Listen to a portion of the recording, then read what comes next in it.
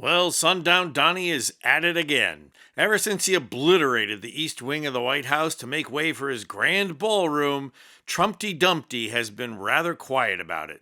And who can blame him? He's been busy. You know, the Epstein files, attacking Venezuela, the Epstein files, wanting to attack Greenland, the Epstein files, Melania's movie, which left out the Epstein files, and like a child, he's so easily distracted that we were all hoping that Trump had either forgotten about it, a distinct possibility given his cognitive condition, or that the long awaited Big Mac heart attack would hit before construction could begin.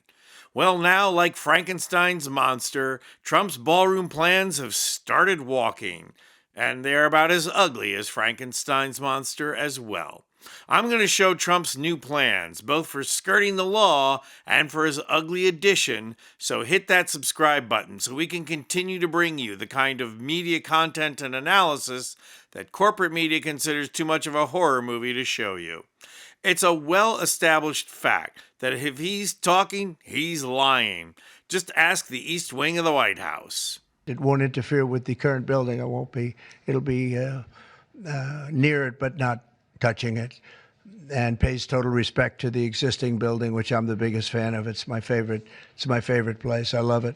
But then, this morning, demolition day at the White House. Crews tearing down walls as construction for President Trump's 90,000 square foot ballroom ramps up. But having lost his gold-plated Taj Mahal casino, Don the Khan was anxious to rebuild it, and he proudly showed his plans to anyone who would look. That we're talking about, that's an interior of the ballroom, and it's the highest level. Fortunately, the National Trust for Historic Preservation finally got around to filing a lawsuit, and it brought things to a halt. But now, Trump is trying to get things restarted, even while he waits for a judge.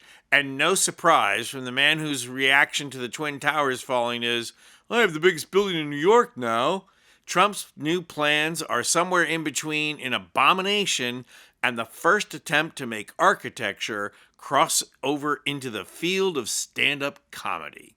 Even the boys from Monty Python didn't go there, and we're talking about the lads who dreamed up a soccer match between Greek and German philosophers. Just how ridiculous is it? Well, take a look at this view of the proposed building, and then listen to what Bruce Redmond Becker, a Biden-appointed architect, had to say. He called the design a poorly proportioned pseudo-neoclassical structure that is completely out of scale with the White House. That's architect speak for, are you kidding me? This is what you get when you try and design using Legos. This view shows you exactly what Becker is talking about. Here is the entrance to the addition, which is located on the side of the building. It is very much a neoclassical nightmare that is going to be an object lesson in what not to do in every architecture school in America. You can see Trump's true intention here, to dwarf the actual White House and replace its structure with the colossus that Trump built. Becker stated that the renderings fail to comply with long-standing National Park Service guidelines. Here's another view. This thing rivals and is intended to outdo the Supreme Court building, only be uglier. And you know, all of this is to help compensate for a mushroom-sized penis. Fortunately, U.S. District Judge Richard Leon did not have much enthusiasm for the ballroom. At a hearing in January, the judge was at the very least skeptical that the Trump administration had a legal leg to stand on. At this point, though, the best thing the judge could do for all of us is wait until the midterms to make a decision. Even in these earliest of days to the 2028 presidential campaigns, Trump has already added a litmus test for Democratic candidates. In addition to Medicare for all, taxing the billionaires, support for Palestinians, and raising the minimum wage, Democratic candidates are going to be asked, will you tear down Trump's ballroom and restore the East Wing?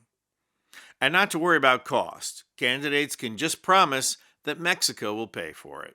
I'm Anthony Vincent Gallo for Occupy Democrats. And if you like this video, please hit the like button and subscribe to our channel. You'll not only help out our channel, you'll be taking concrete action and helping get rid of Trump and the MAGA movement who ushered him in.